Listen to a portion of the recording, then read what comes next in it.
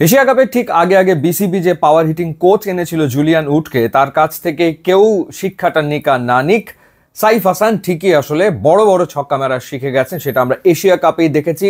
4 ইনিংসে 178 রান করার পথে এশিয়া কাপে 12টা ছক্কা হাঁকিয়েছিলেন সাইফ হাসান এবং অভিষেক শর্মা 19টা ছক্কা মেরেছেন। দ্বিতীয় সর্বোচ্চ 12টা ছক্কা মেরেছিলেন সাইফ।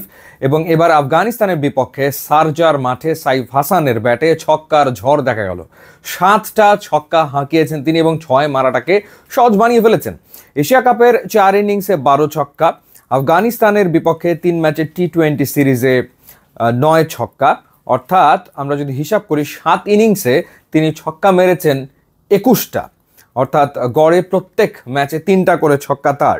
এবং যে ফ্লিকগুলো তিনি লেগ সাইডে করছেন, আবদুল্লার বলে একটা ছক্কা মেরেছেন লেগ সাইডে ফ্লিক করে, চোখে লেগে থাকার মতো। এরপরে বশিরের বলে তিনি যে ছক্কাটা মেরে 50 করেছেন সেটাও ছিল দেখার মতো নান্দনিক।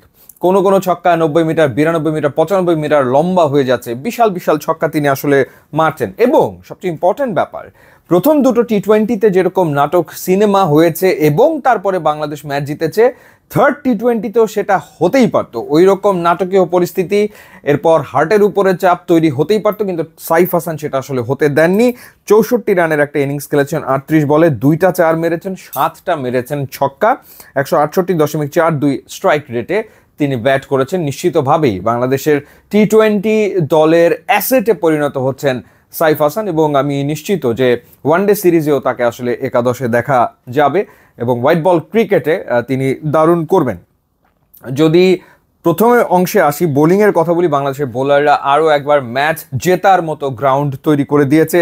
প্রত্যেকেই ভালো বল করেছেন এবং সাইফুদ্দিন আউটস্ট্যান্ডিং ছিলেন। 3 ওভার বল করে 15 রানে 3 উইকেট তিনি নিয়েছেন। হতে পারতো তার ক্যারিয়ার সেরা পারফরমেন্স, 4 উইকেট এর আগে তিনি একবার নিয়েছিলেন, কিন্তু সেটা হয়নি। তানজিম হাসান সাকিব 4 ওভারে 24 রানে 2 উইকেট নিয়েছেন, নাসুমও 24 রানে 2 উইকেট নিয়েছেন এবং শরীফুল 4 ওভারে 33 রানে নিয়েছেন 1 উইকেট। রিশাদ যথারীতি এক্সপেন্সিভ হচ্ছেন, প্রত্যেক ম্যাচেই রিশাদ কিন্তু রান দিচ্ছেন, উইকেটও নিচ্ছেন। এই দিনও তিনি একটা উইকেট নিয়েছেন, বাট এই দিকটার প্রতি তার মনোযোগ দিতে হবে, অর্থাৎ কেমন করে আরো বেটার ইকোনমিতে বল করা যায়, কেমন করে আসলে 4 ছক্কা তুলনামূলক কম খাওয়া যায়। লেগ স্পিনাররা রান দেবে স্বাভাবিক, কিন্তু প্রতি ম্যাচে দেখা যাচ্ছে রিশাদ কিন্তু রান আসলে দিয়ে ফেলছে, সেই ঘটনাটা আসলে ঘটছে।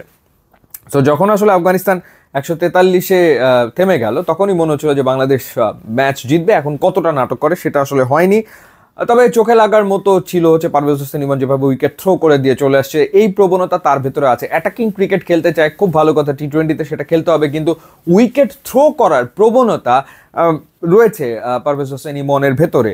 কখনো কখনো দেখা যায় বাউন্সার উইকেট থ্রো করে দিয়ে আসেন, কখনো কখনো স্লোয়ার ডেলিভারিতে তিনি উইকেট থ্রো করে দিয়ে আসেন। একই ঘটনা তানজিদ হাসান তামিমের ক্ষেত্রেও ঘটে। 33 বলে 33 রানের ইনিংসটা 50 পর্যন্ত যেতেই পারতো, কিন্তু সেটা আসলে হয়নি এবং তিনিও আসলে আগের বলে লাইক পেয়েছেন, আবদুল্লার বলে লাইক পেয়েছেন, পরের বলে তিনি উইকেটটা থ্রো করে দিয়ে আসছেন। কোনো দরকার ছিল না, তিনি ম্যাচ শেষ করে আসতে পারতেন। জাকের আলী অনেক 3 বার রিভিউ নিয়েছেন, 2 বার তিনি নিজে নিয়েছেন।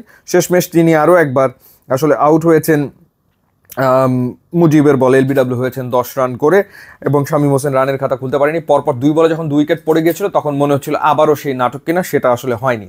তো আফগানিস্তানের বিপক্ষে বাংলাদেশ 3-0-তে টি-20 সিরিজ জিতলো। এর আগে আয়ারল্যান্ডের বিপক্ষে 3-0-তে জিতেছে, ইংল্যান্ডের বিপক্ষে 3-0-তে জিতেছে, ওয়েস্ট ইন্ডিজের বিপক্ষে গত বছরই 3-0-তে সিরিজ জিতেছে। এবার আফগানিস্তানের বিপক্ষে বাংলাদেশ 3-0-তে সিরিজ জিতলো এবং ওভারঅল হেড টু হেডে ঠিক এই মুহূর্তে বাংলাদেশ 9-7 ব্যবধানে এগিয়ে থাকলে এবং টানা 4টা টি-20তে আফগানিস্তানকে বাংলাদেশ হারালো। সত্যিকার অর্থে সেটা দারুণ ব্যাপার, অর্থাৎ টি-20তে বাংলাদেশে আফগানিস্তানের যে বেটার দল একেবারে প্রমাণ করে দিয়েছে বাংলাদেশের ক্রিকেটারের, কোনো সন্দেহ নাই। এবং এই ম্যাচটাতে স্পেশালি তাসকিন আহমেদ, মুস্তাফিজ, বাংলাদেশের টপ 2 জন ফাস্ট বোলারকে বেঞ্চে রেখে তাদেরকে রেস্ট দিয়ে বাংলাদেশ খেলতে নেমেছে। এরপরে আবার লিটন কুমার দাস ইনজুরির কারণে নেই, তাওহিদ হৃদয় খেলতে পারেনি।